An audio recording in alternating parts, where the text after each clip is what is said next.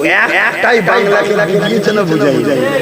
আর আজকে দেখো সবাই মিলে কোথায় কোথায় হচ্ছে, কে ৭৭ থেকে আরো ১৩০-৪০ হয়ে যাবে কিনা ও কোনো খেয়াল নেই, কোনো ধান্দা নেই।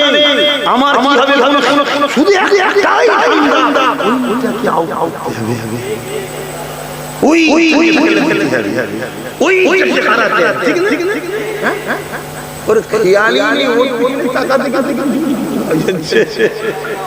কথা বুঝছেন। আর ইনশাআল্লাহ আমার ঈমান বলছে দুনিয়া এক জায়গায় হয়ে গেল, যিনি বিজয় দিতে পারেন একজনকে দুর্বলকে, তিনি হলেন আল্লাহ। বাস আমার রাজনীতির সূচনা কবে থেকে মন দিয়ে শুনেন, চুঁচুড়ার মসজিদ মাদ্রাসায় এই রাজ্যের টিএমসি সরকার তালা মেরেছিল। 15 থেকে 20,000 লোক নিয়ে আন্দোলন করেছিলাম। এখানে হয়তো অনেকে আছে সেদিন আন্দোলনে গিয়েছিল, কেউ আছে কি? আই দেখেন হাতে হাসামুখে দিচ্ছে। এখানে অনেক আছে সেদিন আন্দোলনে গিয়েছিল। সেই আন্দোলনে মাত্র 15-20,000 লোক নিয়ে গেছিলাম। 4টা পর্যন্ত পারমিশন ছিল। 4টার পরে আমরা মাঠ ছাড়িনি, ঘড়িমুড় বন্ধ করে রেখে দিয়েছি। যান মসজিদ খুলতেই হবে, মসজিদ বলুন বলুন খুলতে হবে। আজকে বড় বড়দের ঘর ভাঙলে কে দেখো কি জানতে দিচ্ছে, আল্লাহর ঘরের জন্য জান দেবে না, নিজের ঘরে যাই রাস্তায় ফুটপাতে কাটিয়ে দেবো কটা দিনে দিন জিন্দেগি রে বাবা, কিন্তু আল্লাহর ঘরে সওদা করা খুলতে হবে। না হয় আমি যাব না, হয় আমার লাশ যাবে, না হয় নামাজ পড়ে ঘরে যাব। তখন কি পুলিশ না বাচ্চা চমকাবে বলে আমি বলেছিলাম, যদি তুমি লাঠি চার্জ করো কালকে বাংলার উড়িতে গলিতে প্রতিশোধ নেব। কেন সংবিধান বলেছে তোমার উপরে কেউ জুলুম করলে তুমি ডিফেন্স করো, এটা জুলুম হবে আমার উপরে। কেন আমি তোমার ঘরে জন্য আসিনি, আমার ঘরে ঘরে তালা মারলে কেন? তারপরে খবর এলো ঠিক আছে খুলে দেওয়া হচ্ছে, আলহামদুলিল্লাহ ঠিক খুলে দাও, ঝগড়া করতেছিনি তো। আসরের নামাজ পড়লাম, মাগরিবের নামাজ পড়লাম, এখন এসে মসজিদের নামাজ চলছে, আলহামদুলিল্লাহ। তখন আমার মনে মনে গেল যে আমার মসজিদ তালা মারে ওরা কোন পাওয়ারে,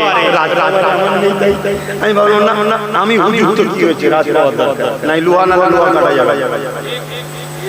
তারপরে ভাবছি হঠাৎ করে তারপর হঠাৎ করে শুনলাম এনআরসি করে মুসলমানদের তাড়িয়ে দেওয়া হবে, রাজ্য সরকার রাস্তায় নেমে মিছিল করছে।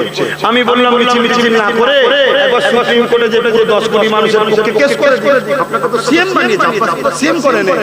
10 কোটি মানুষ আপনাকে বিশ্বাস করে বলে তো সিএম করেছে নাকি, ভালোবাসে বলে তো ভোট দিয়েছে। আপনি মানুষের বিপদে আছে একবার যে কেসটা করে দিন না। আপনি কেস না করে রাস্তায় নেমে হই বলে কি আইন হলে হয়ে যায়? ও বাবা, ওই দিন রাত্রে দেখি আমার বাড়িতে 2-2.5 দিয়ে হই করে করার চেষ্টা করে। যাক অনেক বড় কথা, আমি তো ভাবলাম না আর হবে না, আজ পাওয়ার দরকার। তা কি করা যায়, আমি তো হুজুর হয়ে গেছি, আমি রোজা করি, রাজনীতিটা করাবো কাকে দিয়ে? এটা বিশ্বাসযোগ্য লোক দরকার। আমি ধরো খুলে দিলে তো হবে না, রাস্তায় যাকে খুলে দেবো কালকে সে চোর হয়ে যায়, তাহলে বিপদ আছে না? তাহলে এমন লোককে যদি করাতে হবে সে কিছু করে, তাহলে ঠিক ধরতে পারি, ঠিক তো নাকি? তখন চিন্তা করে দেখলাম নওশাদ তো পড়াশোনা করছে, খেলা করছে, ও তো অজনসাদ করে না, ওইটাকে বুঝিয়ে দেখে ওকে অনেক বুঝালাম, কিছুতেই রাজি হবে।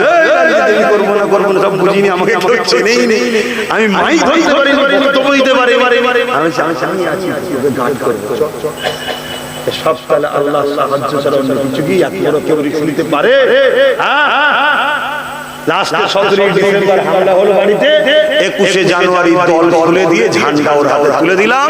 প্রথম বছর ওকে কেউ চিনত না, তাই ডাইরেক্ট হয়ে নেবে বাংলার অলিতে গলিতে প্রচার করেছি, কলকাতার ব্রিগেডেও গেছি।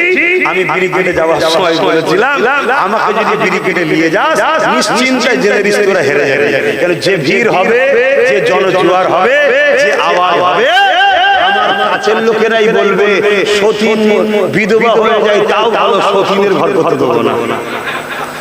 যে এই লোকের কিচ্ছু নেই, তারপরেও যদি এর জন্য এই ছেলেরা এত পাগল হয়ে যায়, আর এই যে একটু রাজ পাওয়ার পেয়ে যায়, আর যদি আমি 5,000 ছেলেকে পুলিশে ঢুকিয়ে দিই, গোটা 500 ছেলেকে বিভিন্ন দপ্তর ঢুকিয়ে দিই, তাহলে বলেন এই অঙ্ক সবাই করছে না করে না? তুমি অঙ্ক করে নি, তুমি ভাবছো সবার দরদি, কেউ দরদি নাই। তারপরেও তোমাকে চলতে হবে, কিছু দাও কিছু নাও, কিছু দাও কিছু নাও, তাই তো নাকি? এই বিনিময় করা ইসলামে হালাল না হারাম? হালাল। বিনিময় করা হালাল।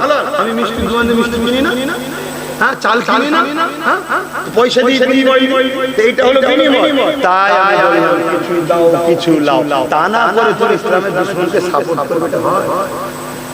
তোমাকে তো হেকমতের সাথে রাজনীতি করতে হবে। আমি বেশি আর জিদ বলছি, কথা আমাদের ঢুকছে না, ঢোকে না? হ্যাঁ, তোমাদেরকে দেখাতে চাইছি। তখনই রাজনীতি করলাম করে আল্লাহ করে একটা আমার থেকে আমার ভাই নওশাদ তাকে 42 দিন জেল খাটালো, কত কি করলো, ওয়াকফকে বাঁচাতে গিয়ে কেস খেলো। তাহলে আজকে বলি যে ওয়াকফ বাঁচাতে যে সুপ্রিম কোর্টে কেস খাচ্ছে, জেল খাটছে, তার শাস্তি দিয়ে আমাদের দরকার, তাই তো নাকি? না যে ওয়াকফ মিটাচ্ছে তার, যে ওয়াকফ বাঁচাচ্ছে তার, তাই তো নাকি? তো যাই হোক, তারপরে আরে 5 বছর পরে আবার 26 সাল এলো, নওশাদ এখন প্রচার করছে। আমি তো দেখছি আমার অনেক উপরে উঠে গেছে। তাহলে আমার দোয়া কবুল আল্লাহ করেছে। আমি দোয়া করতাম যে আল্লাহ আমার ভাইকে তুমি আমাকেও বড় করো, বলুন আমিন। কিন্তু সাথে সাথে ওকে নাই পরায়ণ করো, সত্যবাদী করো, মানবতাবাদী করো, দেশবিরোধী করো, ও জালিম হয়। তাহলে আমার ভাই কি হয়েছে? ভাইও জাহান্নামে যাবে, জালিমের ঠিকানা জাহান্নাম। শুনছেন তো নাকি? আমি কি চাইবো আমার ভাই জাহান্নামে যাবে? কথা বুঝছেন না? বোঝেন? এবার কাজ যে করে তার ভুল হয় না, যেই কিছু একটু ভুল করে আমি সঙ্গে সঙ্গে বলে দিই কথা বুঝে আসছে। হালকা বয়স, খেলাধুলার বয়স, চাংড়া বয়স, তার মাথায় এত বড় দায়িত্ব। আজকে ঘরে প্রচার করে চিনতেই পারি ঢুকে কালো সিয়া হয়ে, কথা বুঝে আসছে, মানে কোথা না কোথা ছুটছে, রাত 1:30 2টো বাজে, তখন ওর জন্য লাখ লাখ এটা দেখে অনেকে হিংসা হচ্ছে না হচ্ছে। কিন্তু আমার বক্তব্য, ওর যদি 20-30 পায় আপনাদের অসুবিধা, বিপদের দিনে কাজে লাগবে না লাগবে না, তার দোয়া করবেন। আসেন সালাম করব ইয়া নবী।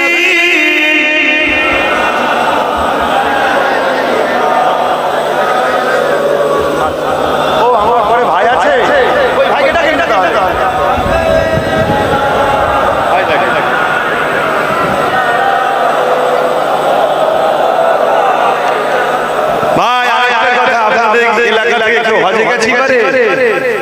হাজি সাহেব আছে কেউ? এবারে কেউ যাই কেন? দিদি মানা বলে হাই হাই হাই, আমার ধর্মটাকে নিয়ে চলছে বুঝতে পারছেন? আমরা হাসি, আমার ভাই ভাই আমার ধর্মটাকে নিয়ে কি চলছে? একটা বিধানসভা থেকে সর্বোচ্চ 10-15 জন হবে, তাই তো নাকি? এই 10-15 জন যদি ভোট না দিয়ে চলে যায় সমস্যা কি আছে? বলছে না, এনআরসি করে যদি পেটিয়ে দেয়, যাদের বাপের নামের বানান ভুল, আগে শেখ পরে শেখ, এতেই যদি ডিলিট হয়, রুখতে না পারো, তাহলে হাস ছেড়ে দিয়ে তোমার কাছে পড়ে থাকলে মনে হয় রুখবে। বাবরি মসজিদের কাগজ ছিল না, ছিল না, রুখতে পেরেছি। আল্লাহ করে ভরসা করো, আল্লাহকে ভালোবাসো, আল্লাহ আছে। কথা বুঝে আসছে না? যাদের নাম ডিলিট হয়ে গেছে বা বিচারাধীন আছে, আমি একটা বলে যাব, আপনাদের উপর জুলুম করেছে দিদিমণি।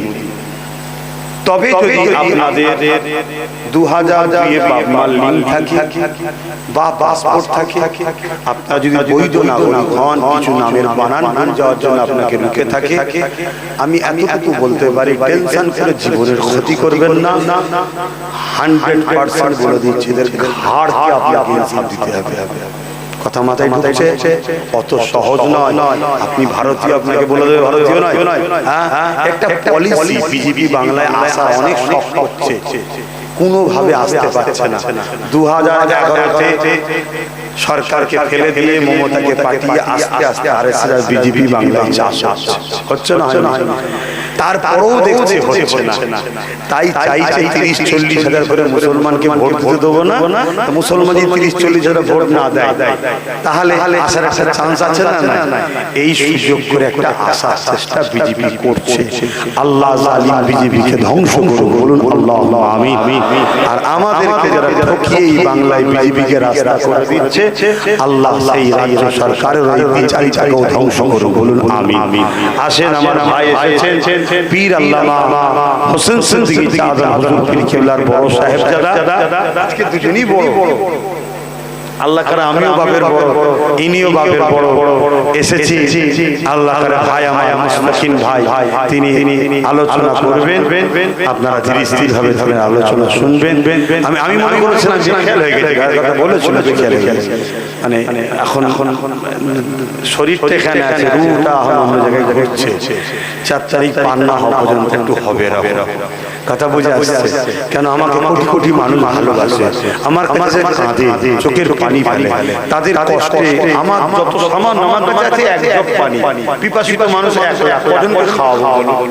তাই চেষ্টা করছি যদি সাগরটা একটু না বাজায়, বুঝতে পারছেন না, তাহলে তো অনেক লোকের উপকার করা যাবে, তাই তো নাকি? কিন্তু তার জন্য অনেকটা কষ্ট করতে হবে, চেষ্টা করছি। দোয়া করবেন, ইয়া নবী সালাম